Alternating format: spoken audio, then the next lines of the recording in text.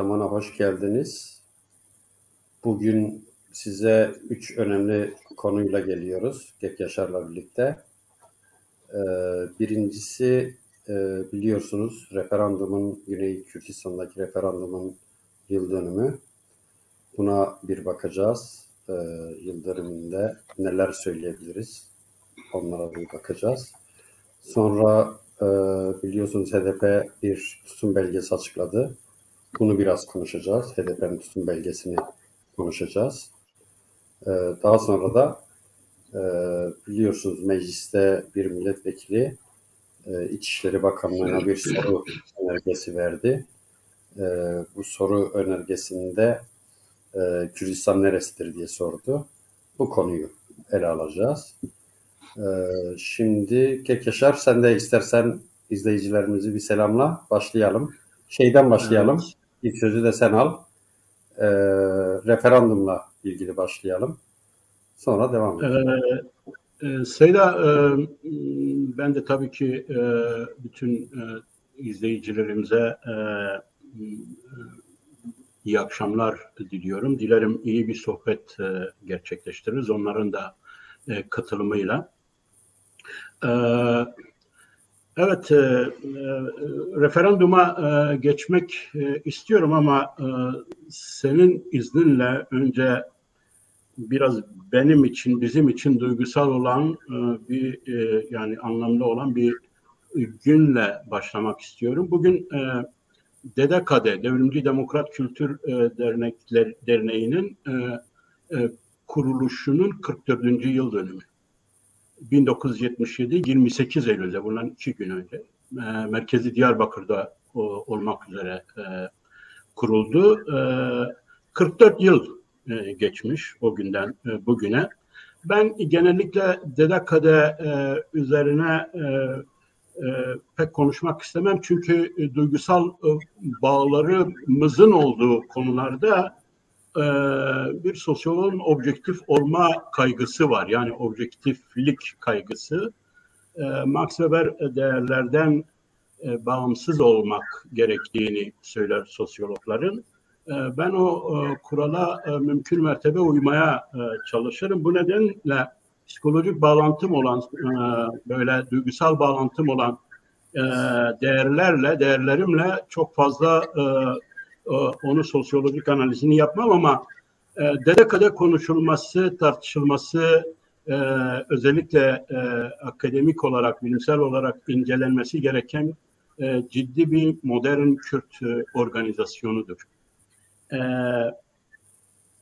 Şu anda toplumsalın inşasına bu kadar ihtiyaç duyduğumuz günlerde sosyal yaşamımızın bu ölçüde cemaatsellikler olarak, geleneksellikler olarak bölünmüş olduğu bir parça olduğu bir durumda 1970'li yılların ortalarından başlamak üzere Kürt toplumunda çok güçlü bir şekilde modern toplumun inşası diye bir şey gelişti ve toplumsalın inşasında bu organizasyonlar özellikle DDKD son derece disiplinli, organize, ciddi, modern bir sosyal aktör yarattı. Ne yazık ki bu çok kısa sürdü. Bir 3 yıl, 4 yıl diyebileceğimiz bir zaman da sürdü. 1980 askeri darbesinden sonra aslında 1980 askeri darbesi sadece siyasal örgütlerimize değil, bizim toplumsalı inşamıza büyük bir darbe vurdu. 1980'den sonra Kürt sosyal yaşamı daha ziyade cemaatselliklerle, geleneklerle anılmaya başlandı. Bu konuyu biraz fazla üzerinde durdum çünkü şu anda sen de biliyorsun ki toplumsalın inşası Kürt toplumunda, Kürtlerde toplumsalın inşası ile ilgili bir çalışma elimde var. Onunla ilgileniyorum ve bu çalışmayla uğraştığım, yoğunlaştığım ölçüde hep bugünlerde DDKD'li günlere, oradaki o yaşantının, o tecrübeye geri dönüyorum.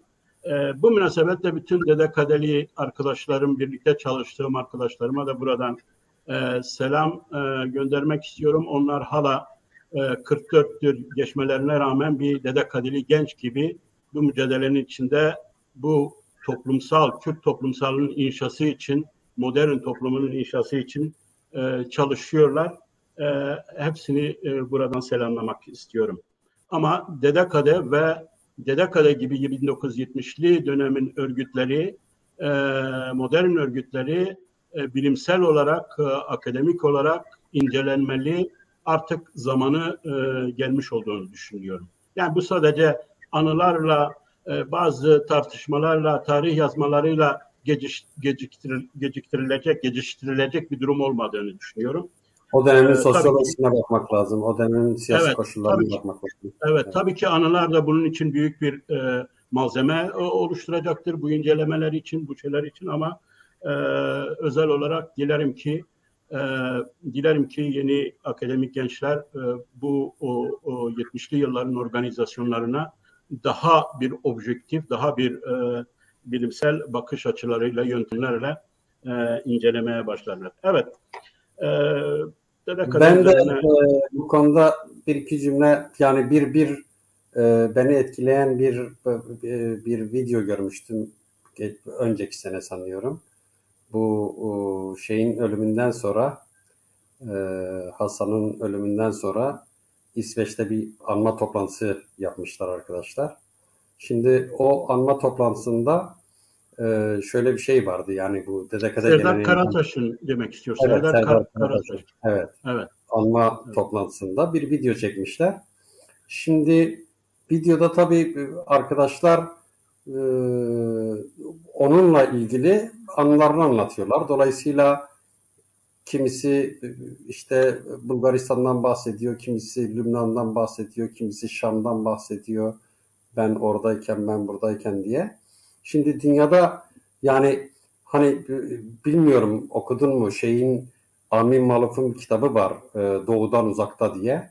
Yani kendi geçmişine bakıyor aslında. Yani Lübnanlı bir yazar. Lübnan'da o çıkma döneminde aslında Lübnan'da o hani Doğu'nun Paris'i denen kent parçalanmış, kümelere ayrılmış, bölge bölge farklı grupların denetiminde. O dönemi yazmış kitabında, yani romanlaştırmış. Çok güzel bir kitap. Yani bir gün bizim, yani yazar arkadaşlara, yazı yazan, roman yazan arkadaşlara önerdim, yani dedim ki, yani şimdi başka bir yerde hani yoktur böyle gençliği şeylerle geçmiş. Yani bir hayata birkaç hayat sığdırmış. Değil mi? Yani şimdi senin diyelim ki Dedekedeliyken bir hayatın vardı, Şam'dayken başka bir hayatın vardı, şimdi başka bir hayatın var. Yani bir hayata, yani bu dünyada hani dünyada öyle çoğu milletin görebileceği, yaşayabileceği şey değil. Hem trajik bir yanı var, hem biriktiren bir yanı var. Düşünsel biyografi açısından da, entelektüel biyografi açısından da çok farklı aşamaları, şeyleri var. Yani dönemleri, evreleri var. Yani 70'li kuşak bildiğin gibi idealist bir kuşaktı. İdealizm öncelikliydi. Daha sonra hani bu kuşağın başı taşa değdi. Yani idealistler daha doğrusu aslında genç yaştayken ya şehit olmalı ya ölüp gitmelidirler. Yani yoksa sonraki yaşamları bir cehennem gibidir onlar için.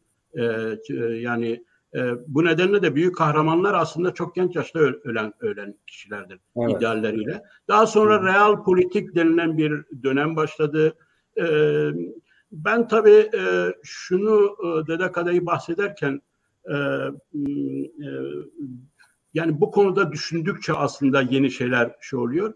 Yani biliyorsun 4 şekil aslında düşünme tarzı var. 4 akıl diyorum ben bunlara. Yani mitosal akıl, logos yani akıl, mantıksal akıl, patos ve etos yani karaktersel.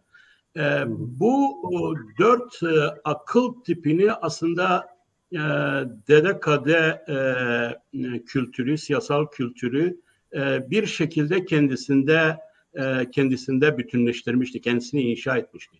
Yani bir Dedekader'in bir mitosu vardı biliyorsun. Şu anda onun üzerine fazla şey olmayalım. Yani bir Doktor Şivan mitosu, bir işte Kürsan'ın kurtuluşu ile ilgili bir mitosu vardı. Ve aynı zamanda da çok akıllı, yani logosal, mantıksal, teorik, rasyonel hareket eden bir hareketti. Ve bu süreç içinde bir karakter oluşturdu. Yani etos oluşturdu. Yani bunları iyi bir şekilde aslında kendisinde inşa eden arkadaşlarımız bugün de rasyonel olarak çok faydalı işler yapmaya devam ediyorlar. Bu anlamda bu konuyu bağlayalım diyorum. Peki. Bağlayalım. Yani bu bizim programımızda olmayan bir konuydu. O zamanki askerler vardı. Değil mi? DHK'deler vardı. Tabii ki DHK'de vardı. Ondan sonra şey vardı ama Dedekader'in, yani ben bunu şöyle diyorum. Bir 1970 Kürt siyasal tipolojisi var. O genel ortak.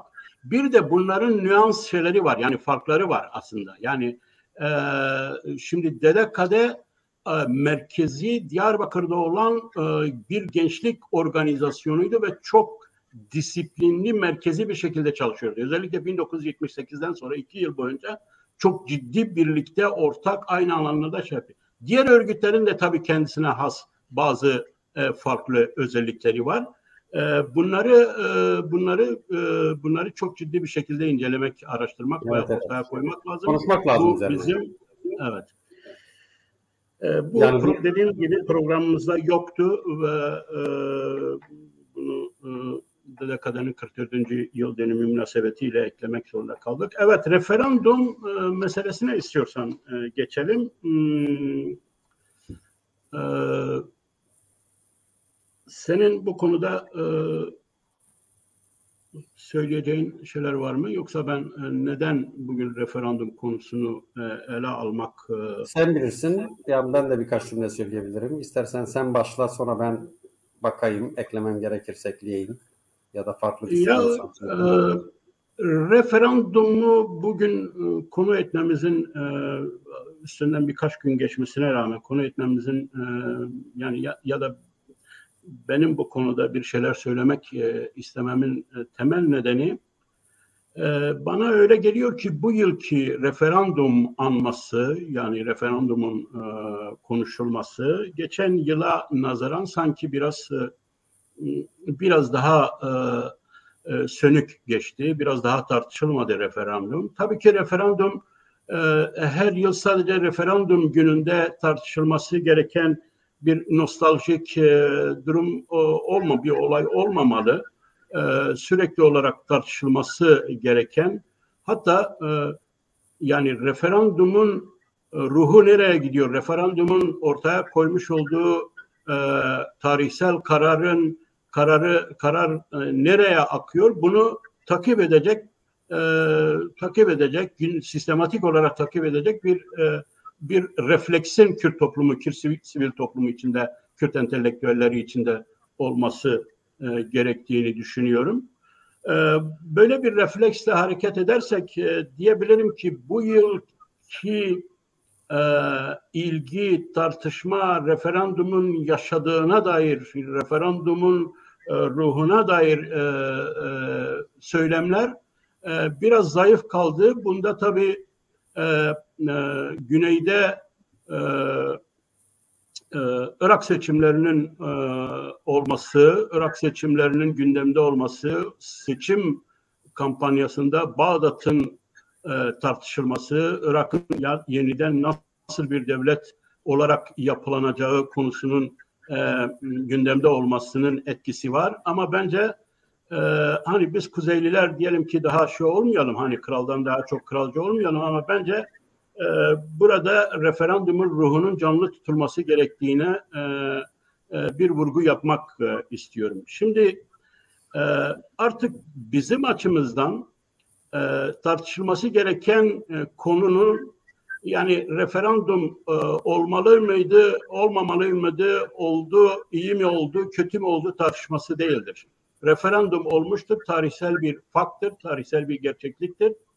Kürt ulusu 25 Eylül 2017'de tarihsel bir karar vermiştir ve bu kararla Kürt siyasetine bir görev vermiştir. Bir görev vermiştir. Kimilerinin dediği gibi yani işte bir tapu verdi, cebimizdedir, ne zaman istesek o zaman kullanırız görüşünün çok rasyonel bir görüş olmadığını düşünüyorum.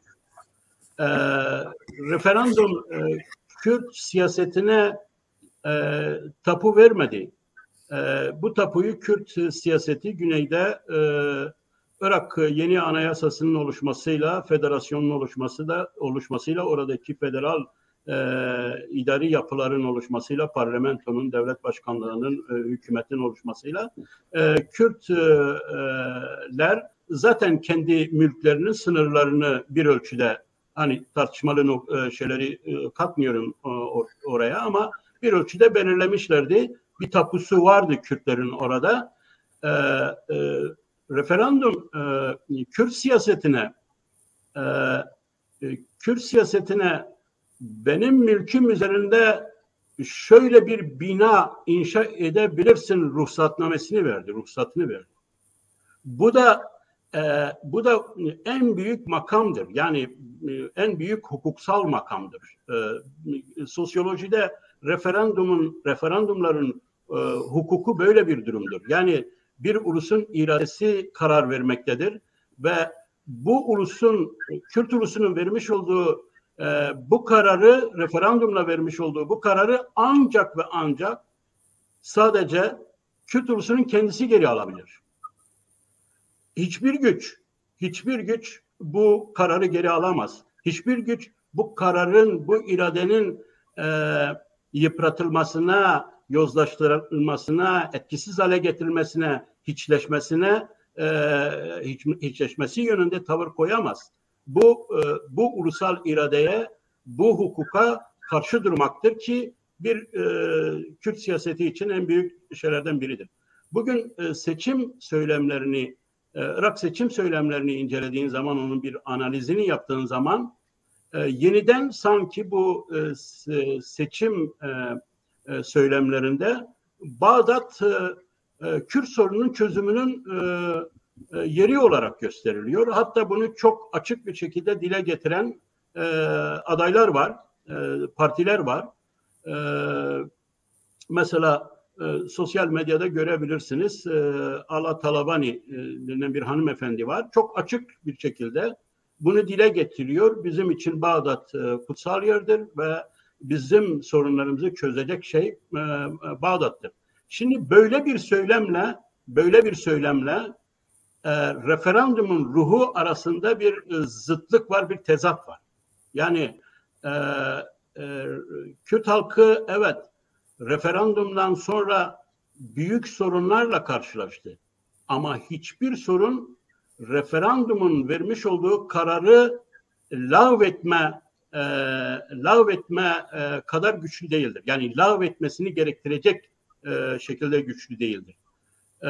Burada birkaç şey var, birkaç sorun var, tartışılması, konuşulması gereken. Zaten orada yani hani lağvetmeyle ilgili kimse yani tanımıyoruz diyor ama kimse diyelim ki referandumda çıkan halk iradesinin oranını, o yüksek oranı sorgulamıyor. Ben şimdiye kadar hiç öyle bir şeye rastlamadım. Yani mesela diyelim ki yaptılar ama hile yaptılar.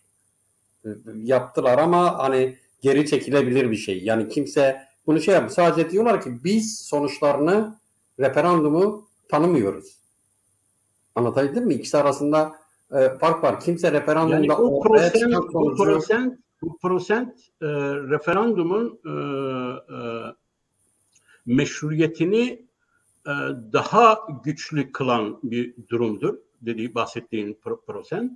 Ama yani referanduma karşı olan Kürt dostlarının da varlığını görmek lazım ve onların argümanlarını ciddi bir şekilde analiz etmek lazım, düşünmek lazım. Yani hemen referanduma karşı çıkan ya da referandum ertelensin diyen her hele Kürt dostlarına yok efendim siz bize düşmanlık yapıyorsunuz, yok efendim siz bizim irademizi tanımıyorsunuz gibi bir tepkici tavrında doğru olmadığını düşünüyorum. Ben şahsen özellikle Amerika'nın tavrını çok merak ettiğim için tabii ki bu siyasi olarak siyasetçilerden sadece öğrenilebilecek bir durum değil.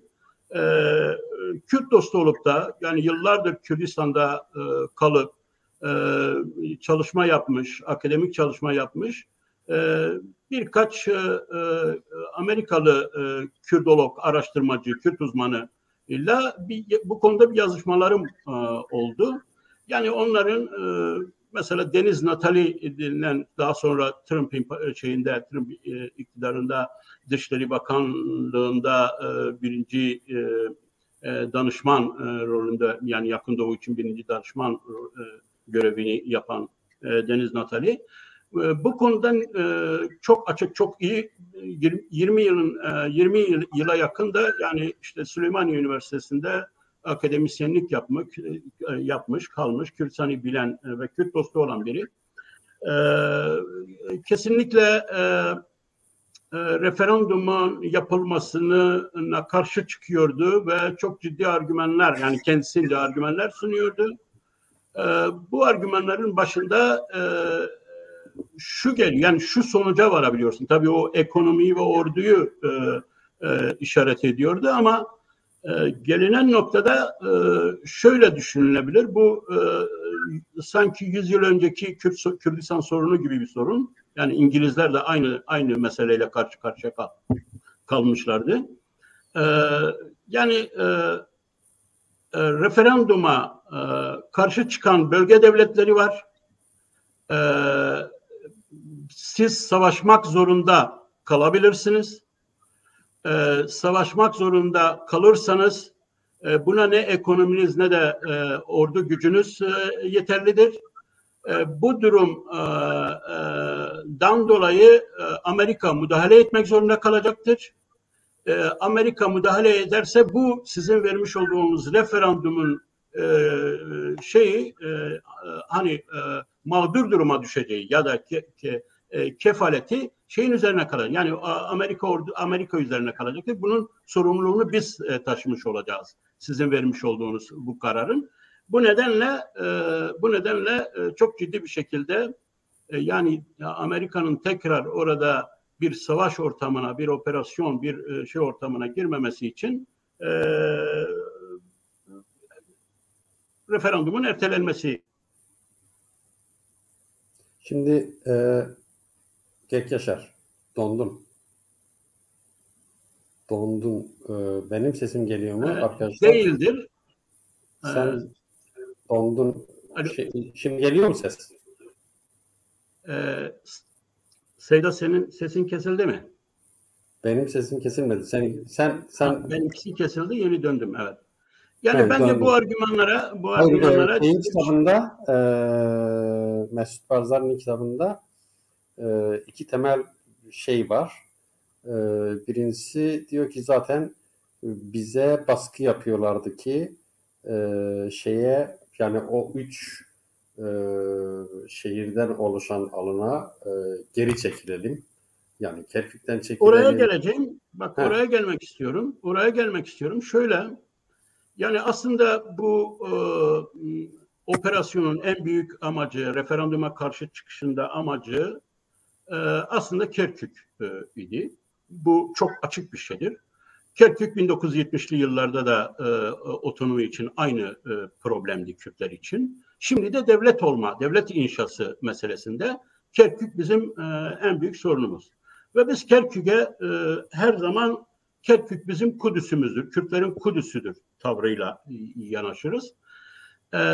Ben yani Kerkük'ün aslında doğrusu neden bizim Kudüs'ümüz olduğunu çok iyi anlayan biri değilim. Yani bunu söyleyeyim. Benim için eğer Kudüs varsa bütün Kürt toprakları Kudüs'tür. Bütün Kürt toprağı şehirleri Kudüs'tür. Şengalsız niye devlet kurabiliyoruz da yani Kerküksüz kuramıyoruz. Bu konu benim için çok açık değil. Açıktır. Açıklığı şu ki petrolle biz bunu izah ediyoruz. Biz bunu söylemesek bile Bununla anlamı bu, gizli anlamı bu oluyor. Yani dolayısıyla ekonomi oluyor. Dolayısıyla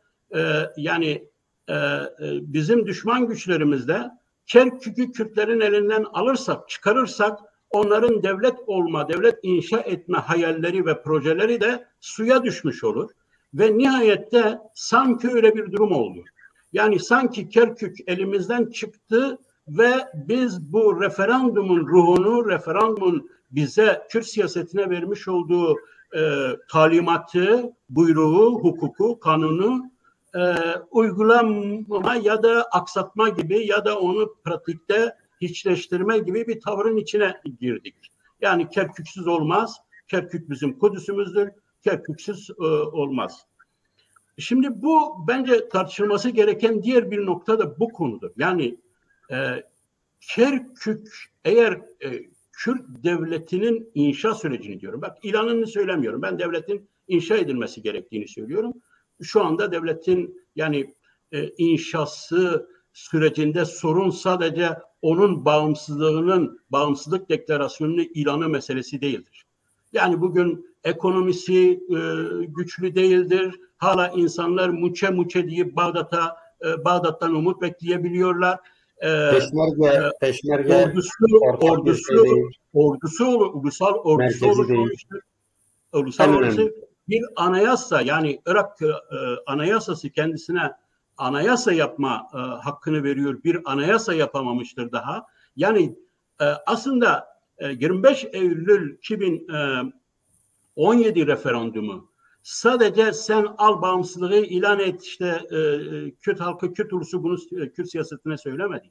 Sen devleti inşa et dedi. Yani içte daha bizim içimizde yapılacak şeyler var. O görevleri yerine getir dedi. Bu görevler asıl mesele bu görevlerin yerine getirilmemesi meselesi. Burada ben referandumun yapılmasına karşı çıkan bazı Kürt aydınlarının şu anlamda bir hak veriyorum. Yani referandum böyle hop denilip yapılacak, hop denilip kaldırılacak bir mesele değildir. Tarihsel bir ulusun Kürt siyasetine vermiş olduğu bir buyruktur. O buyruğu uygulayamamazlık, onu pratikte hiçleştirme gibi bir tavırın içine giremesin.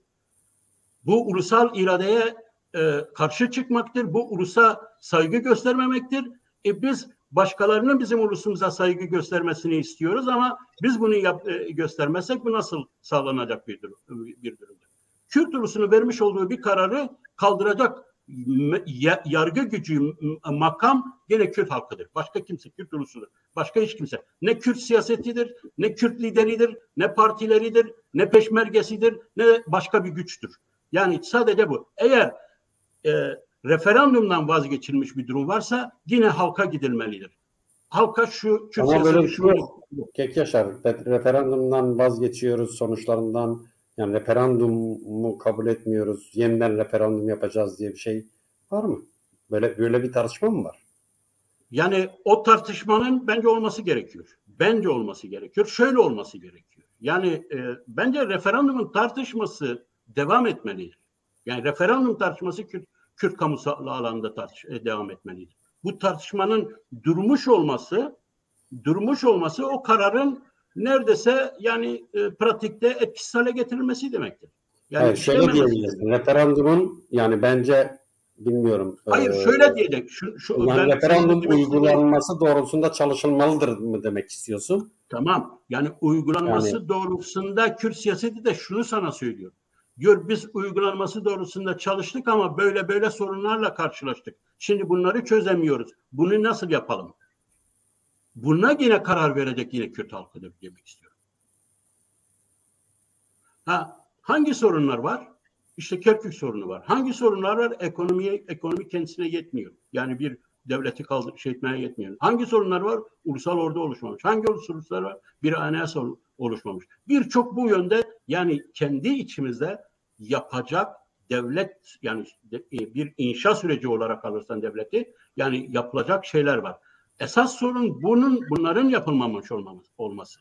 Yani bunların yapılmamış olmasının aslında ben Kürt ulusunun vermiş olduğu karara bir lakayt kalınma ya da ona sırt çevirme anlamına geldiğini söylüyorum. Kürt ulusu Yani sadece benim Türkler devletimi de Kürt siyaseti ilan mi et demedi. sırtını çeviriyor bu karara? Kürt Hı? siyaseti mi sırtını çeviriyor diyorsun bu karara? Tabii ki. Tabii ki.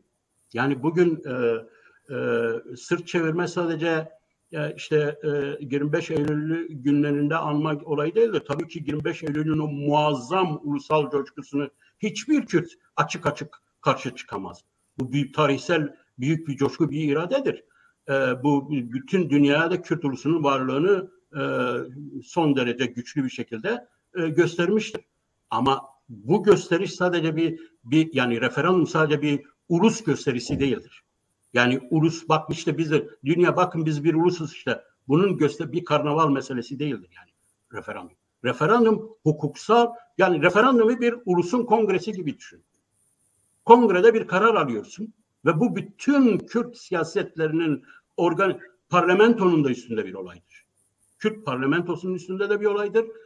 Hükümetinin üstünde olan bir olaydır ve bu kararı hiçbir güçle değiştiremez. Kürt siyasetinin, Kürt devlet organlarının vazifesi o kararı uygulamaktır. Sorun varsa sorunla tekrar halka gitmektir. Yani halka danışmaktır. Ben bu kararı uygulamaya çalışıyorum ama bak işte burada sorunlar var. Bu sorunların neler olduğunu, temel sorunların neler olduğunu söyledi. Biliyoruz, hepimiz biliyoruz. Güney Kürdistan'da da her gün tartışılan konular bunlar. Ama aşılması için, bu sorunların aşılması için ben hep şunu söylüyorum ya, Kürt sorunu karmaşık bir sorundur. Güneyde de Kürt sorunu karmaşık bir sorundur. Bunun kolay çözümü yoktur. Yani büyük projelerin oluşması lazım. Gerek ekonomi için, gerekse Kerkük için, gerekse ordu için, gerekse anayasanın yapılması için. Yani bütün bunları tek başına çözmelisin, bir şekilde çözmelisin ki senin halkın, o referanduma giden, oy veren halkın bugün bazı siyasetçilerin ama muçe maaşeden geliyor, Bağdat'tan geliyoruz, Bağdat'a şey yaparsak işte yani Bağdat'a yeniden bağlanma. Bakın sen sırt çevirme meselesini dedin, hatırıma geldi söyleyeyim. 28 Eylül 25 Eylül referandum günlerinde 24-25 Eylül Hevler'de çok büyük bir konferans, uluslararası bir konferans yapıldı. Yani Rudaf Araştırma Merkezi'nin ve birkaç uluslararası akademik araştırma, stratejik araştırma şirketleriyle birlikte ortak bir. Ana konusu neydi biliyor musun? Yani bütün konuşmaların ana teması, söylemi. Nasıl yeni bir Irak'ı nasıl daha iyi bir devlet haline getirebiliriz? Nasıl merkezi bir devlet haline getirebiliriz? Ve Kürtler de orada nasıl daha iyi bir yer alabilir? Ana teması buydu. Yani referandumun 4. yıl dönümünde yapılan bir konferans. Irak'ın trajedisi üzerine mi olmalıdır? Yoksa referandumun ya da Kerkük'ün ya da Kürdistan'ın trajedisi üzerine mi? Bu anlamda diyorum sırt çevirme. Ya Diyorum. Şimdi Kürtlerdeki yani en önemli sorunlardan birisi Güney Kürdistan bağlamında en önemli sorunlardan yani genellikle klasik ulusal kurtuluş hareketleri biliyorsun karizmatik bir önderliğe, güçlü bir örgüte, karar veren güçlü bir örgüte bağlı olarak İkinci Dünya Savaşı'ndan sonra başarıya ulaşmış. Şimdi Güney Kürdistan'daki en önemli sorunlardan birisi Süleymaniye ve Hevler bloklarının olması. Bu bir defa ulusal birlik doğrultusunda, ulusal kararlar alma doğrultusunda, inşa doğrultusunda işte bilebildiğimiz her türlü problemin esas kaynağında bu yatıyor. Bir. İkincisi yani biz Kürtler genellikle şöyle düşündük. Yani Amerikalılar Kürtlerin devlet kurmasını istiyor. Bu pek öyle değil. Yani Paul Bremer zamanını hatırlayın. Bremer zamanında Bremen Federasyon bile vermek istemiyordu ama oldu. 18 ilde 18 ile dayalı bir eyalet sistemi. Yani her ili bir eyalet sayan bir sistemi dayatmaya çalıştı ve Barzani buna Mesut Barzani buna itiraz etti. Bu çok yanlış dedi. Yeniden savaşırız dedi ve bu kararı geri aldırdı. Geri aldırdığı zaman Talabani de şeydi yani Cumhurbaşkanıydı. O zaman geçici 6 ayda bir dönüşen başkanlık şeyleri vardı. Henüz daha seçimlere gidilmemişti ilk zamanı. Amerika'nın aslında projesi yoktu yani. Hani Kürt devleti, bölgede bir Kürt devleti çıksın projesi yoktu. Yani onların çoklu projeleri olur. Hani bakarlar, duruma bakarlar, koşullara bakarlar. Birkaç yönde yani think tankları onlara aslında çoklu projeler yapar, önerir. Şimdi ama olduktan sonra, bölgesel federasyon olduktan sonra, yani orası bir federatif işleyişe kavuştuktan sonra, özellikle bu DAEŞ'le savaş döneminde Kürtlerin diri olması, ekonomisinin bölgede en güçlü ekonomi, yani modern anlamda örgütlü bir toplum, bölge baktığın zaman, bölge ölçeğinde baktığın zaman, modern anlamda örgütlü bir toplum orada olduğu için Kürtler bu savaşta daha diri ve daha savaşabilir bir güçlerdi. Biliyorsun Irak güçleri de almıştı yani. Irak askeri Musul'dan bırakıp kaçtı yani. Silahını, ceketini, evini, barkını, her şeyini bırakıp kaçtı yani. Şimdi ama yani gene Barzani'nin kitabı buna kaynaklık ediyor ama Kürtlere hem Amerikalılar hem merkezi devlet girdiğiniz yerden çekilin diye bastırıyorlardı. Yani çekilmelisiniz buralardan. Yani diyelim ki önceden Kerkük, Süleymaniye, Doğuk'ta olan bir şey birden Diyala'ya kadar gitti. Şengal'e gitti. Kerkük artık fiili olarak Peşmerge'nin de Peşmerge'nin de oraya gitmesiyle fiili o yani Kürt bölgeleri Kürdistan'a katıldı. Ve bu hem bölgesel güçlerin hoşuna gitmiyordu hem de Amerika bunu bir istikrarsızlık kaynağı olarak görüyordu.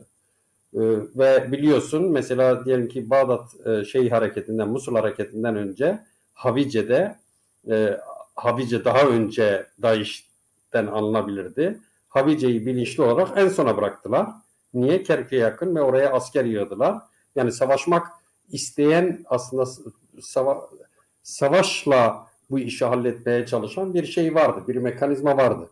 Şimdi demin gördüm bir arkadaşımız şimdi Amerika'nın referandumda ileri sürdüğü şeyleri biz çok açık hani onların formülasyonuna değil ama kendi anladığımız şekilde analiz ettiğimiz şekilde dört noktada toplayabiliriz. Birisi ekonomi zayıftır, kaldıramaz. Ordunuz yoktur, kaldıramaz. Kerkük Hayır, Amerika Amerika diyor ki erteleyin. Hayır bir dakika ama ertelemesini yani erteleme güvencesini bana verin, yazılı bir belge verin yani. Vermiyorlar. Şunu söylemek istiyorum. Amerika'nın öne sürmüş olduğu ertelemeye rağmen öne sürmüş olduğu gerekçeler vardı. Yani o erteleyin demesi aslında bizim için bir avantaj, güzel bir şey. Ama erteleyin. Yazılı erteleyin demiyordu yani. Erteleyin ama güvence istiyordu çünkü. Güney yönetimi. Güvence istiyordu yani. Tamam erteleyelim o zaman bize güvence verin. Mesela seneye yapacağız. 2 sene sonra yapacağız. Güvence ama verin. Ortaya konulan yani diplomatik görüşmeleri bir yana bırakırsak ortaya konulan analizlerde tartışmalarda ortaya konulan gerekçeler var. Bunlar önemlidir. Yani bu üçünü saydım. Yani Kerkük'ün de ortak yer olduğunu yani buna sadece Kürtlerin karar veremeyeceği görüşü vardı Amerika'da. Bir de bundan daha önemlisi bir jeopolitik stratejik durumdu Amerika açısından. Ya siz ayrılma kararı verirsenizse Irak tamamıyla İran'ın yönetimi, güdümü, hegemonyası altına girer. Irak parçalanır falan. Yani bu da Amerika'nın dördüncü diyelim gerekçesi. Benim yani bu konuda söyleyebileceklerim bunlar. Şimdi Amerika'nın ileri sürmüş olduğu gerekçeleri önemli olan Amerika'nın elinden alabilmek. Yani o ertele dedi ya Hani sen ertelemedin ama ertelenmiş gibi oldu. Yani durum hala öyle devam ediyor gibi şey yapacaksın ve Amerika'nın bu 4 noktada, bu 4 konudaki ileri sürmüş olduğu argümanları aşmak için, yani yarın sana aynı şeyleri söylemesini gerektirecek durumları ortadan kaldırabilmen için senin bu 4 noktada çözüm üretmen gerekiyor. Bu 4 noktada çözüm üretmen lazım, gerekiyor.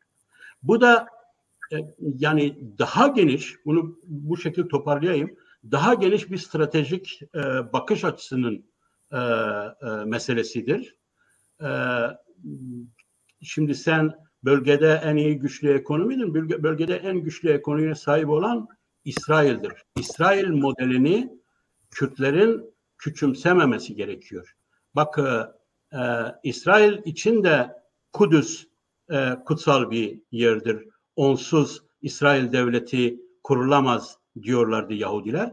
Ama Kudüs'e İsrail bugün bile henüz çok güçlü bir şekilde sahip olamamıştır. Ama buna rağmen İsrail o kumsalda, o çölde devletini kurmuş, ekonomisini geliştirmiş, dünyanın sayılı ülkeleri, ordu olarak, ekonomi olarak sayılı ülkeleri arasına girmiştir. Yani ben sürekli söylüyorum, Kürt sorunun kolay çözümü yoktur. Yani Amerika işte şunu, karmaşık bir sorundur. Güçlü projeler, karmaşık projeler oluşturup geliştirmek zorundasın. Bunun bir diğer ayağı da ben sürekli referandum dönemindeki yazmış olduğum yazılarda da özellikle konuyu Avrupalılara, Batı'ya bu şekilde anlatılması gerektiğini söylüyordum. Referandum meselesi Orta Doğu'nun bir demokratikleşme meselesidir. Biz çoğu zaman ya Orta Doğu'nun demokratikleşmesi bizim sorunumuz değil, Kürtlerin sorunu boynuna mı kaldı, işte Selahaddin gitti, işte Mısır'ı, Kudüs'ü kurtardı da ne oldu, işte bizim işimiz mi gibi bir tavır içindeyiz genellikle. Bence bu tavır doğru bir tavır değildir. Yani Orta Doğu'nun demokratikleşmesi sorunuyla Kürdistan parçalarının demokratik yolla, referandum yoluyla, barışçıl yollarla çözülebilmesinin konteksti bağlamıdır. O olmadan siz yani bir adada, yani vahşilerin içinde bir adada şey yapamazsınız. Yani kendinize normal huzurlu bir yaşam kuramazsınız. Referandum bu anlamda ki bununla korkuttular Bağdat'taki bazı siyasetçiler. Referandum Orta Doğu'da bir domino etkisi yaratır. Bu da Orta Doğu'nun yıkımına sebep olur. Bu nedenle hani sadece bölgeyle ilgili bir şey değildi. Mesela bu aynı dönemde Katalan referandumu da oldu. Evet, ama biliyorsun. Yani burada yani Arapların, İranlıların, Türklerin refleksi kendileriyle ilgili bir refleksti. Kendilerinin o Sykes-Picot statüsünü, o 100 yıllık Orta Doğu statüsünü, düzenini korumakla ilgili bir refleksti. Normalde yani burada yine Kürtlerin üzerine büyük bir sorumluluk düşüyor, entelektüel bir sorumluluk düşüyor. Yani aslında Arap toplumuna, Türk toplumuna, yani Türklerin belki bu konuda çok bir şey olmayabilir, bu konuda bir ilgileri olmayabilir, ama özellikle Araplara, yani Orta Doğu'nun değişmesinin, demokratikleşmesinin yolunun Kürdistan bölgesinin göstermiş olduğu referandumla mümkün olabildiğini, bu domino etkisi, pozitif bir domino etkisi olacaktır, yıkıcı bir domino etkisi değildir. Sizler sürekli olarak Orta Doğu'nun bu düzeninin Orta Doğu halklarına danışılmadan, onların iradelerine saygı gösterilmeden alınmış ve kurulmuş, inşa edilmiş bir düzen olduğunu söylemiyor musunuz? Bunu söylüyorsunuz. Bu anlamda bu düzenin, bu kurulu düzenin, bu diktatör, otoriter düzenin 100 yıldır hem Araplar için hem bütün halklar için, bölgedeki bütün halklar için zulüm, terör, savaş, yıkım üreten bu düzenin değişmesinin yolu bu halkların iradesine gidip danışmaktır. Bu halkların iradesine gidip saygı göstermektir. Kürdistan bölgesi bunu yaptı. Bununla aslında Sykes-Picot 100 yıllık düzeninin alternatifini gösterdi. Herkes yani nasıl olacak, nasıl değişecek derken bunu en iyi bir şekilde Güney Kürdistan'ı gösterdi. Yol budur. Yani sadece Kürdistan'ın özgürlüğü referandumu için değil, Orta Doğu'nun değişmesi için de yol budur. Dilerim dünya güçleri, bugünkü özellikle Amerika Orta Doğu politikası, Orta Doğu'nun demokratikleşmesinden yana strateji geliştiren bir yönde gelişir ve bu anlamda da Kürdistan referandumunun önemi, tarihsel önemi bölge içinde daha belirgin bir şekilde, daha pozitif bir şekilde açığa çıkar. Peki. Tabii şeyden sonra, referandumdan sonra o çıkan hani çatışmada en önemli cephe savaşı biliyorsun Pirde'de verildi. O köprüde Kerkük'le Hevler Süleymaniye üçgeninde.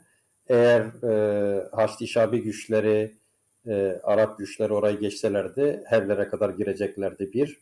İkincisi Hevler'le Süleymaniye'nin bağlantısını keseceklerdi ve orada peşmergelerin ciddi direnişi ve püskürtmesi sonucu Pirde'den geri çekildi. Bunu da unutmayalım. Çok önemli tarihsel bir olay Türk tarihinde. Peki. Evet, ama Süleymaniye-Hevler arası sorun dedim ya, yani aslında 25 Eylül sosyolojisi, ulusal referandum, ulusal iradenin göstermiş olduğu yol, ortaya koymuş olduğu ruh, bütün bu bahsettiğin sorunları aşabilecek güçte olan bir ruhtur.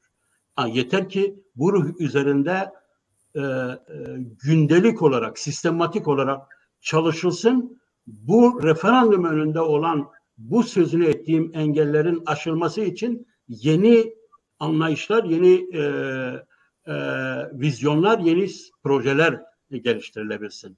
Ekonomiden tut askeri şeye kadar. Yani şunu söylemek istiyorum. Biz elbette ki Kerkük bizim için tamam kutsal büyük bir şeydir. Ama Kürt devletinin inşası Kerkük'e takılı kalamaz. Kerkük meselesine takılı kalamaz. Mesele sadece ekonomi ise ekonominin alternatif çözüm yolları da olmalıdır. Sadece Kerkük'ün petrolüne bağlı olarak sen devlet inşa etmek zorunda kalmayabilirsin. İsrail bunun çok önemli bir örneğidir. İsrail'in modelinin bu anlamda incelenmesi Kürtler için elzem bir durumdur. Peki. Peki ikinci konumuza geçelim. Biliyorsunuz HDP bir ilkeler beyannamesi çıkardı. Buna tutum belgesi dendi. Bu 11 ilke sıraladı. Bu konuda neler düşünüyorsun Kekkeşar? Bu konuda neler düşünüyorum? Bu konuda yani bu tutum belgesini bence incelemeden önce yani bunu bir genel bir konteks, bir bağlam içinde incelemek lazım. Birçok şey oldu bu ara. Kemal Kılıçdaroğlu hani geçen hafta seninle program yapmıştı bu konuda. Evet. Kemal Kılıçdaroğlu'nun HDP meşrudur, parlamento bu sorunu çözecektir açıklaması. CHP'nin tutum belgesi. Biraz önce hani bahsettiğin o İyi Parti'nin Kürdistani partilere çıkışı meselesi. Meral Akşener'in Cumhurbaşkanlığı adaylığında gözüm yok, Başbakanlığı ve talibim açıklamaları. Bütün bu açıklamalar bir şeyi ortaya koyuyor. Bu muhalefet içinde, HDP ile ve Millet İttifakı içinde bir gelişme var, bir durum var. Demokrasi cephesi denilen bir cephede bazı konularda, bazı temel konularda anlaşma olduğu gözüküyor. Bu konu biraz önce sözünü ettiğim gibi Cumhurbaşkanlığı çok önemli değil. Zaten Cumhurbaşkanı olacak kişi bir iki yıl içinde Cumhurbaşkanlığı eski statüye kavuşturacak ve yine genişletilmiş parlamenter sisteme döneceğiz yönünde bir anlaşmadır. Burada bildiğin gibi HDP ile Millet İttifakı'nın ilişkisi, birbiriyle olan karşılıklı ilişkilenme meselesi çok önemli bir konuydu. AK Parti tarafından, Erdoğan tarafından, yani Cumhur İttifakı tarafından doğrudan zillet ittifakı deniliyordu bu nedenle Millet İttifakı'na. PKK ile ilişkili bir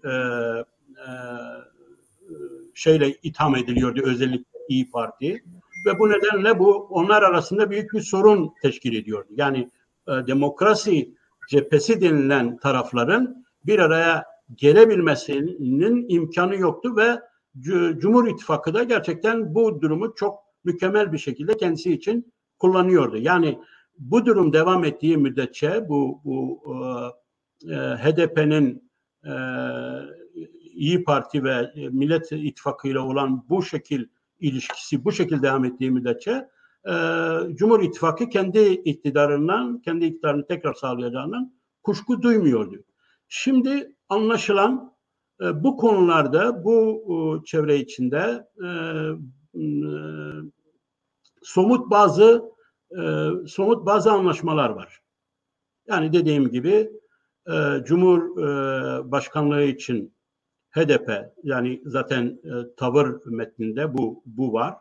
HDP anlaşılan aday çıkarmayacak.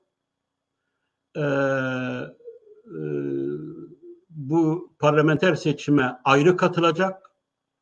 Millet İttifakı'nda yer almak istemiyor. Bununla büyük ölçüde gerek İYİ Parti'yi gerek HDP'yi rahatladıklarını düşünüyorlar. Yani işte artık Cumhur İttifakı'ndan İYİ Parti de CHP'yi rahatlattıklarını düşünüyor.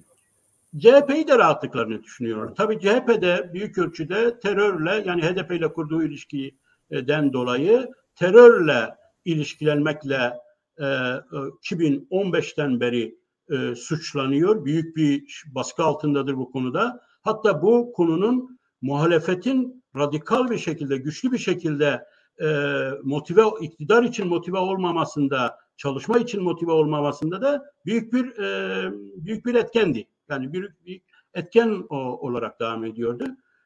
Nihayette önlerinde terörle suçlanan Fethullah Gülen cemaati gibi bir olayın başına neler geldi, neler yaşandı, bu göründü. Bu tecrübe bütün terörle suçlanma tabi olanlarda böyle bir korku, böyle bir şey yaratıyor. Yani otoriteryan bir güçlü bir baskı sistemi var.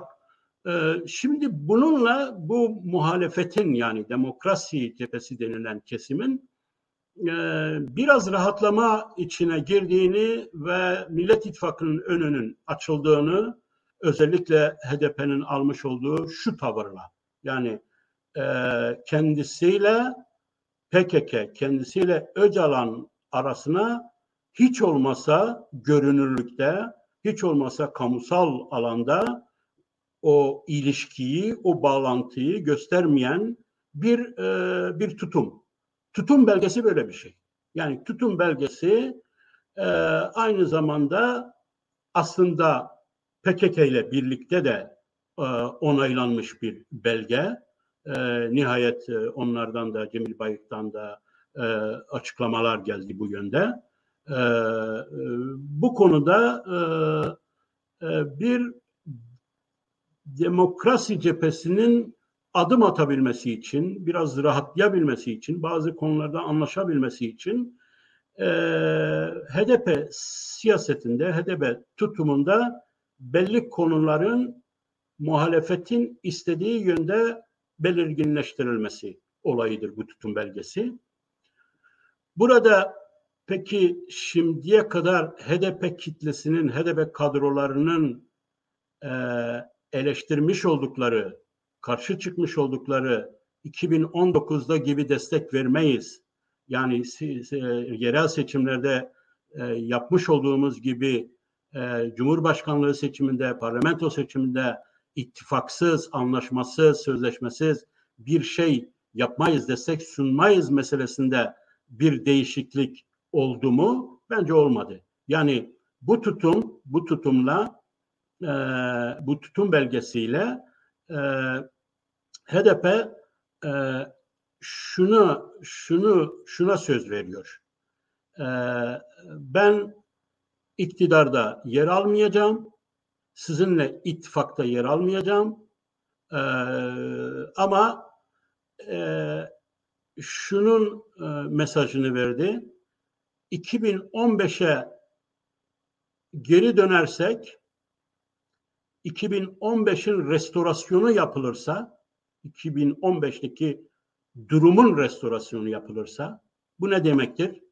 Kayyumların kaldırılması, tutuklu HDP'lilerin salıverilmesi, özgürce siyaset yapmalarına izin verilmesi,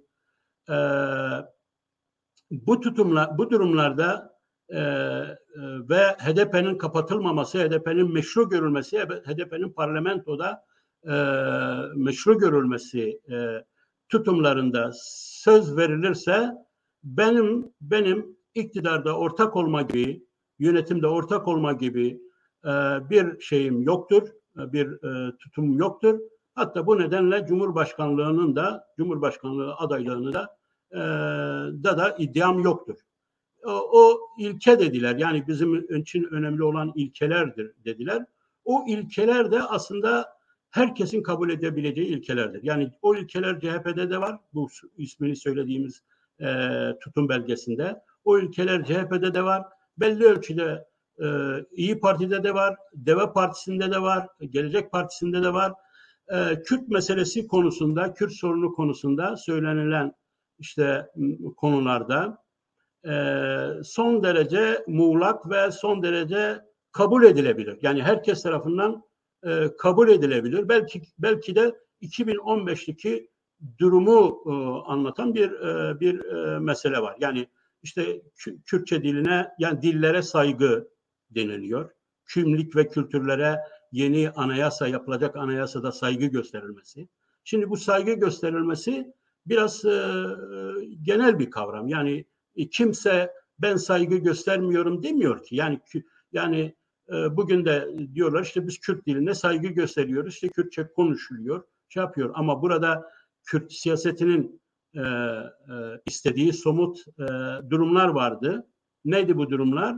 Kürt dilinin eğitim dili olması, Kürt şehirlerinin, yerel yönetimlerin özelliği. O konuda da yine belirleme, formülasyon oldukça herkesin kabul edebileceği bir şey. Yani yerel yönetimlerin imkanlarının, haklarının genişletilmesi, bazı şeylerin merkezden yerel iktidarlara devredilmesi, bu CHP'nin programında da olan bir durumdur.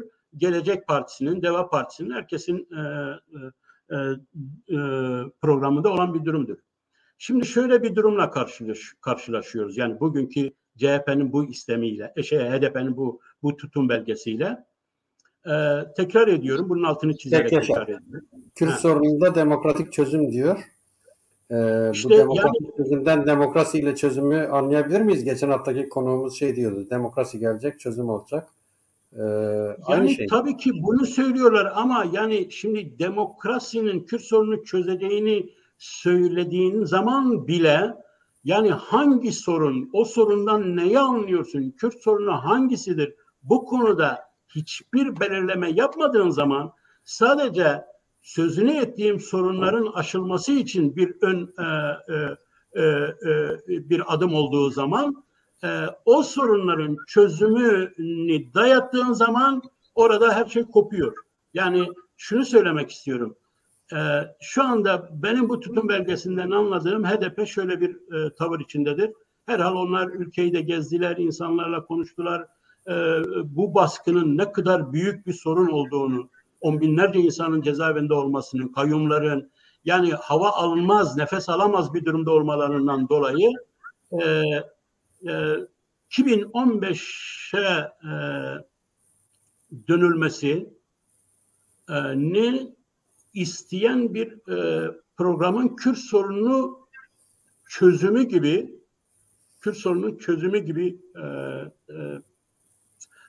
yansıtılması. Bu çok analogdur. Benzer şeyi aynısı AKP iktidarı tarafından yapıldı. Önceki iktidarların Kürtlere yönelik olarak almış oldukları tedbirlerin çözümünü muhalefet Kürt sorunun çözümü olarak algılıyor. Yani AKP iktidarı da 90'lı yıllardaki olağanüstü halin kaldırılması, Kürtlerin üzerindeki o Kürtçe konuşma yasağının, o mutlak konuşma yasağının yumuşatılmasını, buna benzer durumları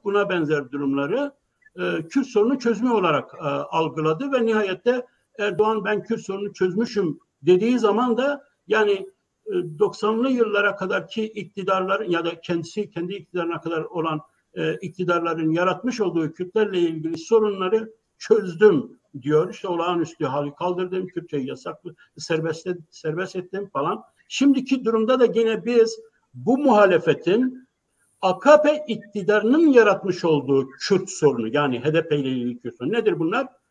Kayyumlardır. Nedir bunlar? İşte Kürt siyasetçilerinin cezaevinde olmasıdır.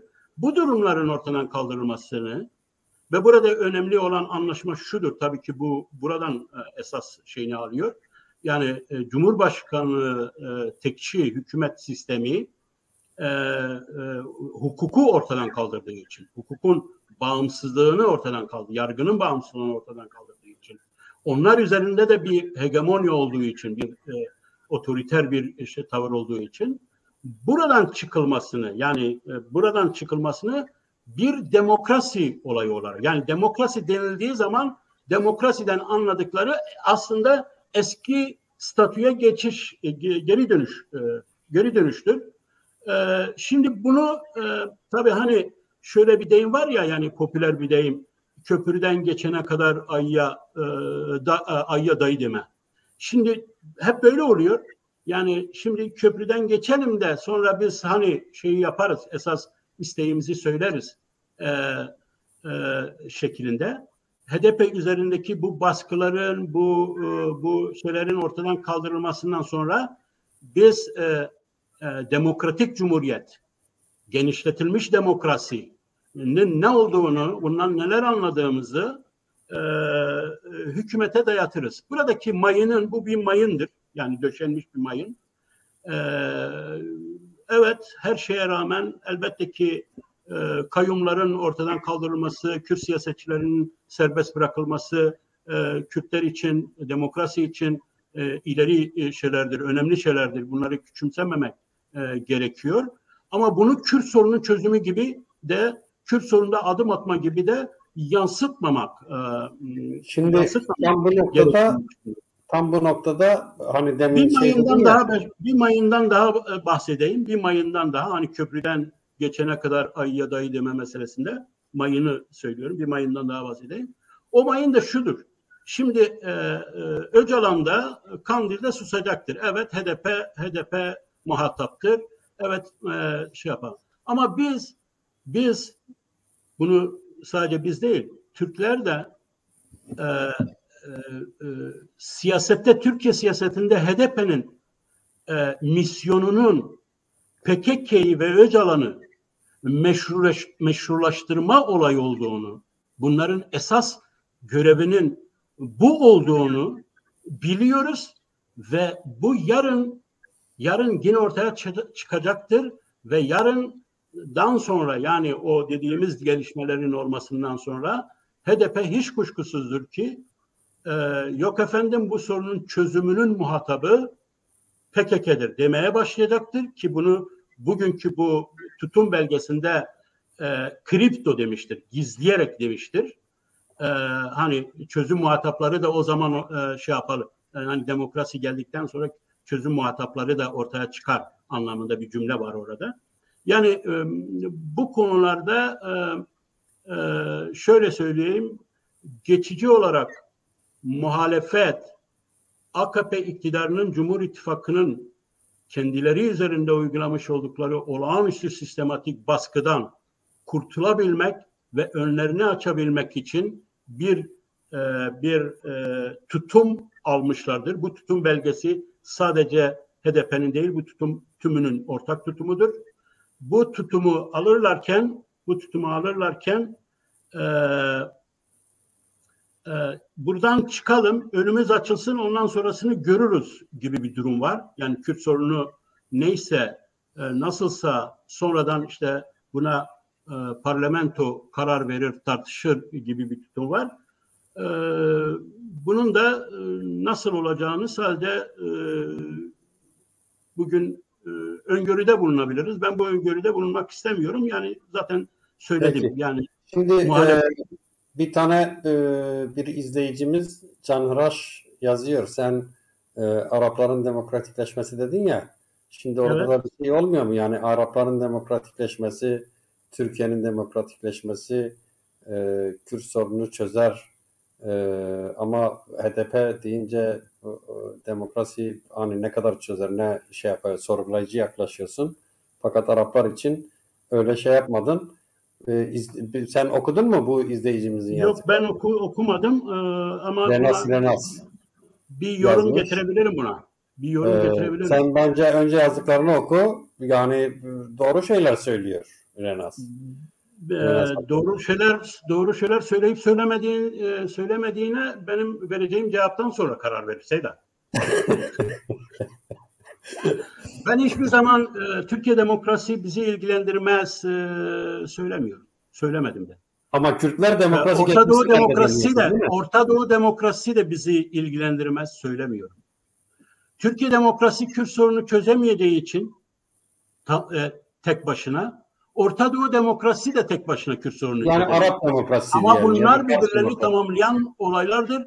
Eğer dünyanın, çevren sadece diktatörlükten oluşan bir şeyse, sen orada demokratik yoldan Kürdistan, barışçıl yoldan Kürdistan, referandum yoluyla Kürdistan kuramazsın. Evet.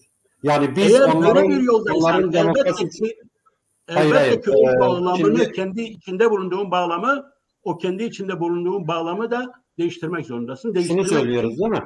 Hı.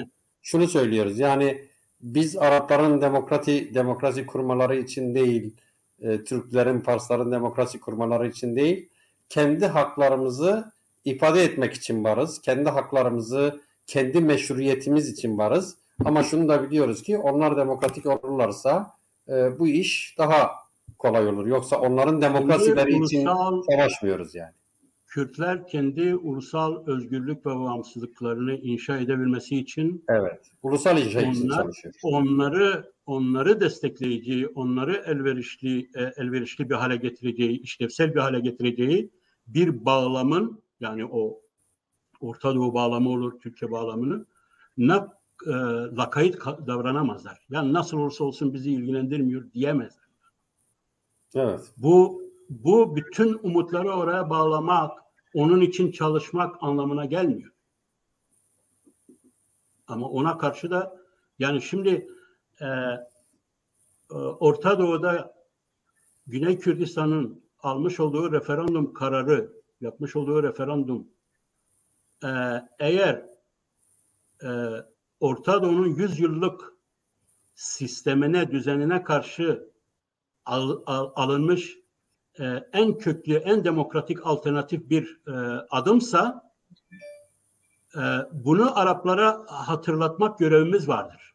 Araplar çünkü sürekli, yani Araplarla ilişki halinde olan herkes bilir. Araplar sürekli olarak bu düzeni kurdukları zaman, Batılılar bu düzeni kurdukları zaman bizlere danışmadılar. Bizim halklarımıza danışmadılar. Biz de gelin şimdi halklarımıza danışalım diyoruz. Gelin halkların iradesine danışalım diyoruz. 100 yıl önce buna izin vermediler çünkü 100 yıl önce İngiliz sorumlusu, diplomat diyordu ki bu halklar şeyden anlamazlar, demokrasiden anlamazlar, okuma yazmaları yoktur. Bunlar içinde referandum yaparsak bunlar yanlış karar verirler. Bir reisleri ne derse o olur. Şimdi böyle bir durum yok. Şimdi böyle bir durumda değiliz. Herkes kendi başına kendi kararını veriyor. Herkes özgür bir şekilde. Yani bu mesele, bu Orta Doğu'daki demokrasi meselesi sadece Arapların meselesi değil. Aslında bu konuda Kürt diasporasının, Kürt diplomasinin, Kürt siyasetinin Batı'yı ve Amerika'yı da çok ciddi bir şekilde sorgulaması gereken bir konu. Yani Batı'nın buradaki Orta Doğu'daki halklara bakışı hala oryantalist bir bakış. Hala yani yok efendim bunlar karar verirlerse, özgür bırakırsak karar verirlerse yanlış kararlar verirler. Tutumu. Evet. Yani peki, dünyanın neresinde bir Batılı, bir Avrupalı, Avrupa'da olan bir referanduma bu şekil bir tavır alabilir? Batı'da bir referandum istemine karşı çıkan herhangi bir siyasi tutum olabilir mi? Katalonya'da oldu ya. Yani Katalonya'da işte o da aynı durum. Evet. Peki. Sen dedin bu son konu onunla bağlantılı. Onu da ele alalım. Zaten zamanımız azaldı. Kek Yaşar. Bu İyi Partili bir milletvekili Kürdistan Özgürlük Partisi'nin Yargıtay'ca yayınlanmış galiba kaynaklarından birisinde şeyi görüyor. Nedir o? Hesaplarının bütçesinin onaylandığını görüyor ve onaylandığını görünce tabii belki de ilk defa bilmiyorum. Daha önce de sanıyorum mecliste bir Kürdistan neresi tartışması olmuş. Osman Baydemir'in milletvekilliği döneminde olmuş. Onun bir konuşmasında Kürdistan geçince ben Kürdistan'dan geliyorum deyince Kürdistan neresi diye şey yapmışlar, kızmışlar milletvekilleri. Ona 2 oturuma katılmama cezası vermişler. Galiba 12.000 lira da para cezası vermişler. İşte bu defada bu milletvekili PAK'ın bütçesi onaylanınca PAK'la ilgili, Kürdistan Özgürlük Partisi ile ilgili isminde Kürdistan olduğu için nerede bu Kürdistan diye İçişleri Bakanlığı'na soru soruyor. İçişleri Bakanlığı da diyor bu yani 2015'te bu parti başvurdu, kuruldu. Ondan başka 3 tane daha parti var. Hepsiyle ilgili kapatma davası var. Anayasal süreç işliyor diyor. Böyle bir cevap veriyor. Ya ben mesela bugün aklıma geldi bu programdan az önce Şemsettin Sami var. Hani bu Kamusul Alem'in yazarı ilk Türk ansiklopedisi. Orada hatta işte bir kitap var. Kitabı bulamadım yani aradım. Gene birisine vermişiz getirmemiş kitabı. Bende var gösterebilirim onu. Kamusul yani ben PAK'ın yerinde olsam Kamusul Alem'i İyi Parti'de bu milletvekiline hediye olarak gönderirim. Hayır. Yani çok ben güzel. O tavırda, o görüşte değilim. Şöyle söyleyeyim. İkincisi bir dakika bitireyim. Bir de evet. Mesela Amasya Tammi var, Sivas Kongresi var. Yani hani siyasi sonuçlardan bağımsız coğrafi bir gerçeklik olarak ve o coğrafyanın nesnenin adıyla anılması ile ilgili bir ton kanıt var. Mesela Amasya protokolünde çerçeveletip adama gönderirim. Yani bak ne diyor orada diye. Ya da Sivas Kongresi kararlarını ya da ilk meclis tutanaklarını 1920'deki değil mi? Kürdistan milletvekilleri evet. var. Evet. Kürdistan evet. milletvekilleri olarak anılıyorlar. Hem güzel bir tartışma olur hem de vatandaş öğrenir yani belki. Onun için bu konuda söyleyeceklerim Bu kadar farklı Şimdi arkadaşları da gerçekten çağırıp ben göndersinler yani. bu beyefendinin Kürdistan neresi sorusunun retorik bir soru olduğunu düşünüyorum. Yani bu sorunun cevabını bunu soran çok iyi biliyor. En az bizim kadar Tabii ki biliyor. Kürdistan'ın neresi olduğunu, Kürdistan'ın tarihi konusunda da bu İYİ Parti Genel Başkan Yardımcısı bildiğim kadarıyla. Yani böyle birilerini küçümsememek lazım. Yani Kürdistan konusunda da o kadar bilgisiz, o kadar cahil olduklarını düşünmemek lazım. Ben PAK zaten bunun cevabını bence daha Anayasa Mahkemesi'ne verdi. PAK'ın savunması siyasi olmalıdır. Kürdistan sadece bir tarihi bir gerçeklik olarak değil, çünkü tarihte tarihi gerçeklik olarak vatan ve olarak var olan ülkeler, devletler olmuştur ama bugün artık politik bir gerçeklikleri kalmamıştır. Bir tarihte silinmişler, gitmişler. Bir tarihi gerçekliktir. Zaten Kürdistan öyle bir şey olsaydı, sadece tarihi bir gerçeklik olsaydı, Sayın Türkaya mıydı soy ismi? Sayın Türkaya bu soruyu sormayacaktı. Yani Kürdistan neresi diye sormayacaktı. Kürdistan'ın sormasının nedeni Kürdistan'ın koloni olmasıdır. Kürdistan'ın siyasi bir realite olarak, kolonyal bir realite olarak bugün var olmasıdır. Ama buradaki sorun bugünlerde biz hep seninle bu kripto meselesini konuşuyoruz ve gelecek yani cumartesi de kripto üzerine bir program yapacağız. Şimdi bu mesele de yani bugün aklıma geldi. Yani kripto sömürge diye bir tavır, bir kavram geldi aklıma. Yani kripto nedir? Görünmez kılınma gibi bir şey. Yani Kürdistan nedir diye sordukları zaman bu bizim için bir fırsattır aslında. Bunu polemik konusu yapıp aslında Kürdistan'ın bugünkü realitesini anlatabilme fırsatı veriyor. Bence Kürtler bu şekilde davranmalıdırlar. Yani sadece tarihten örnekler değil, bugün sizin kripto olarak Doğu ve Güneydoğu dediğiniz, ismini değiştirdiğiniz ülkedir Kürdistan. İsimlerinin, şehirlerinin, köylerinin isimlerini Kürtçeden Türkçe yaptığınız ülkedir Kürdistan. Yıllardır terörle sadece yönetebildiğiniz, jandarmayla, polisle, baskıyla yönetebildiğiniz ülkedir Kürdistan.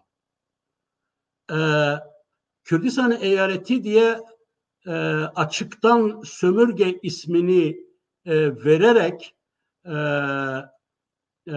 bir düzenlemeye gitmeye çalıştı Tanzimat Osmanlısı İngilizlerin önerisiyle.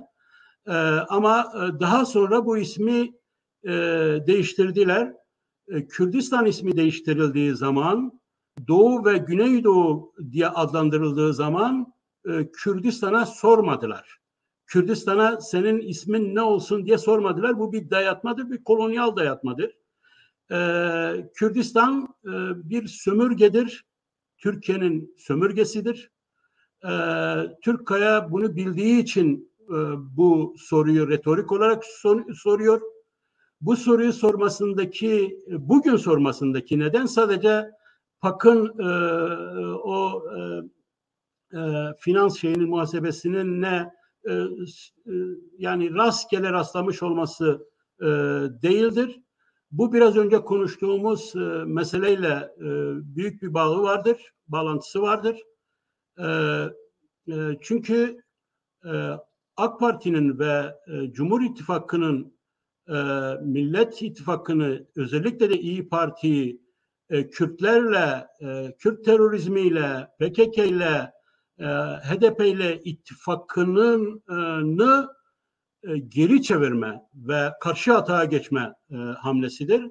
Hayır, Kürtlerle bak gördüğünüz gibi biz sadece parlamentoda meşru olan bir partiyle ilişkimiz var ama siz ismi Kürdistan olan bir partiye izin verebiliyorsunuz. Siz Öcalan'la ya da daha yani Kürtlerin daha şeyleri radikal olanları ya da daha toplum içinde meşruiyet sahibi olmayanlarla ilişkiye geçebiliyorsunuz ve nihayette buna benzer şeyleri bugünden sonra çok daha güçlü bir şekilde göreceğiz. Yani bu İyi Parti'nin ya da Millet İttifakı'nın karşı atağıdır. Yani AKP'nin elindeki bu silahı elden almak için bir karşı atağıdır. Ben öyle görüyorum ve buna verilmesi gereken cevap da çok açık, net ve siyasi olmalıdır. Siyasi tavır budur. Biz evet ismini değiştirdiğiniz o ülkenin hala o ülkenin çocukları ve temsilcileri olarak o ülkenin ismiyle seslenmeye, konuşmaya devam edeceğiz. Doğu ve Güneydoğu Anadolu bizim için meşru bir yer değildir. Bize sorulmadan bize dayatılmış bir isimdir. Bizim ülkemizin, bizim kaldığımız yerin atadan, babadan, dededen ismi Kürdistan'dır. Ve biz bu isme sahip çıkacağız. Bu ismi bugün siz kolonyal görülmezlikle başka isimlerle adlandırsanız bile bu işin gerçeği budur. Sosyolojik hakikati budur. Eşyanın ismi budur. Biz bu isme ters düşmek istemiyoruz.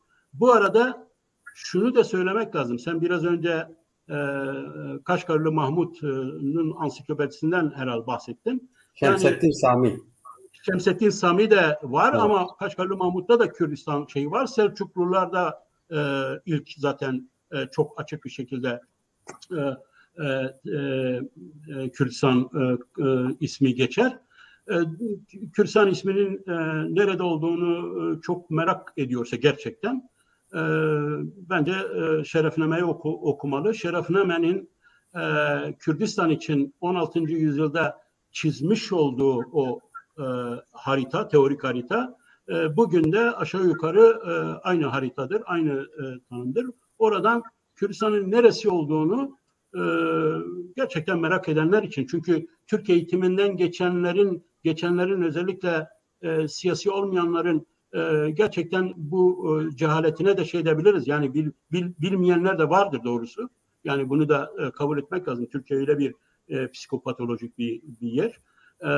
Bilmeyenler de vardır. Onlar için aslında açıklayıcı, bu dediğin şekilde açıklayıcı olunabilir ama şunu da söylemek lazım. Yani özellikle kendisine Müslümanım diyen, İslami hareketim diyenlerin Kürdistan ismine sahip çıkamamalarının aslında bir İslami geleneğe, İslamsal geleneğe sahip çıkmadıklarını, İslami medeniyete sahip çıkmadıklarını da söyleyeyim. Neden? Çünkü Kürt ve Kürdistan isimleri aslında İslam'ın bölgeye girişinden sonra yeniden biçimlenmiş etnonimlerdir, isimlerdir. Türk ismi de böyledir, Fars, Acem isimli de böyledir. Bölgede İslam yeni bir medeniyet paradigmasıyla halkları, etnik grupları, kimlikleri kendisine göre yeni bir şekilde isimlendirmiştir. Yani bu ismi aslında Kürdistan ismini sanıldığı gibi biz kendimize öyle vermiş değiliz yani, biliyor musun? Yani Kürt olduğumuz için dışarıdan bakanlar bize Kürt demiş ama daha öncesinde Sasani İmparatorluğu döneminde Kürt beylikleri vardı. Yani o zamanın beylikleri vardı. Onlar farklı şekilde anılırdı. Onlar daha çok yani hatta 11. yüzyıla 12. yüzyıla kadar Ermeni literatürünü inceleyin, Ermeni kaynaklarını inceleyin. Hala o zamana kadar Kürtlere medler diyorlar, medya diyorlar. Yani 12. Evet. yüzyılda yazan Ermeni yazarlar var, Kürtlere medler diyorlar. Bu İslami kültür, medeniyet tarafından, İslami tarihçiler tarafından belki de verilmiş bir isimdir. Bu isme, Kürdistan ismine yani karşı çıkmanın bence İslam'ın yaratmış olduğu o kültürel paradigmaya da, kültürel tradisyona da karşı çıkma gibi bir... Şimdi ayrı bir şeye girmek istemiyorum ama Karduklar şeyden önce değil mi? İslam'dan önce. Tabii yani, ki yani. Evet. Yani, sonra konuşalım. Peki. İsa'dan da önce yani. Peki tamam. Sonra konuşuruz onu. Yani programın sonuna geldik. 1,5 saatimiz doldu. Ben baktım, soru Ben yok, yorum çok. Soru var mı? Soru yok sanıyorum. Reji, soru var mı? Sizin tespit ettiğiniz. Ben biz çünkü de buradan şeyden sürekli bakabiliriz aslında bu bakamadım. Dur bakayım, rejiden bir not var. Bakalım. Mouse'umu çalıştıramıyorum. Soru yok diyor Ozan. Ozan soru yok diyorsa yok mu? yoktur. Tamam, yorum. Çok güzel. Teşekkür ederiz Ozan. Rejideki arkadaşlara da teşekkür ederiz. Her hafta bizim derdimizi çekiyorlar. Onlara da ayrı teşekkür ediyoruz. Değil mi Kehkeşar? Evet, herkese teşekkür Ozan'a. ediyoruz. Özellikle rejideki arkadaşlara. Bugün biraz Evet. gecikmeli başladık. Özür diliyoruz. Biz Cumartesi gecikmedik. günü biz kripto konuşacağız. Bu senin şey yaptığın bir inisiyatifini Evet. alarak şey yaptığın bir konudur.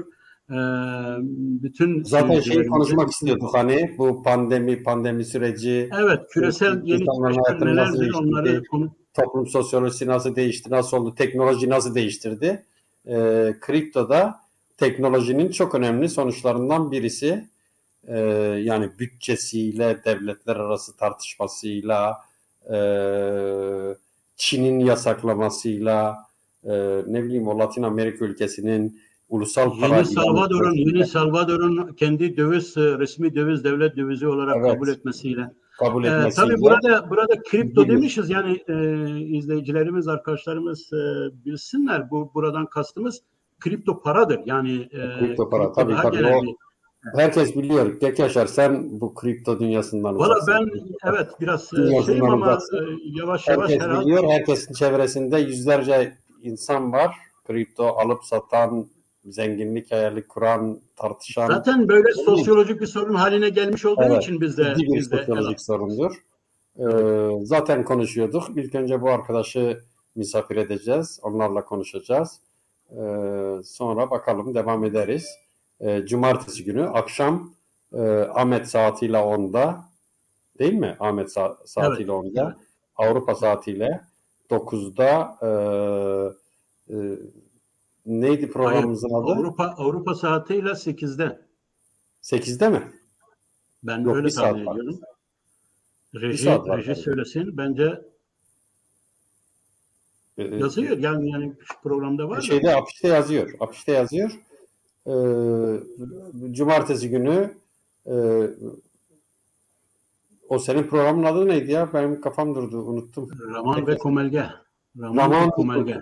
Raman ve Komelge programında. Benim de ilk, yani daha önce Kürtçe programlara katıldım ama bir Kürtçe programda moderatör olarak hiç olmadım. İlk defa moderatörlük Ya ben yapacağız. bu konuya programda değinecektim. Sen beni Türkçe programa getirdin. Ben de elinden tuttum. Seni zorla Kürtçe programa Ne sokacağım. güzel. Ne, Yani keşke yani bir dönüşüm var. Kürtçem anlaşılsa, şey olsa ve ben kıvırabilsem, bakalım, istiyorum yani. Yaşar. Başaracaksın. Peki, o Başaracaksın. zaman cumartesi günü görüşmek üzere. İyi akşamlar. İyi akşamlar benden de.